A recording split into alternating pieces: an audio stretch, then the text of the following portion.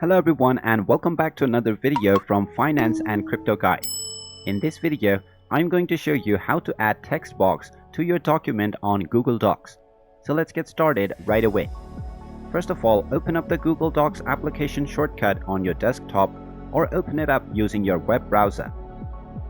Once you open it up, open up the document where you want to enter your text box.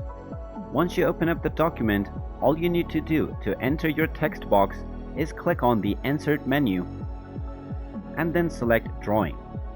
Then click on New, and now you will be allowed to create a new drawing.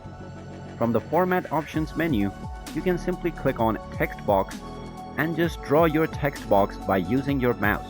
You can then type in your desired text within the text box and click on Save and Close. And now your text box will appear on your document. You can resize and freely move it to whatever position you want to place it in. And there you have it. That is how easy it is to create a text box on Google Docs. If you find this video helpful, make sure you hit that like button and subscribe to our channel if you haven't done so already. Also ring that notification bell to never miss another update from us. Thank you for watching and I will see you again in the next video.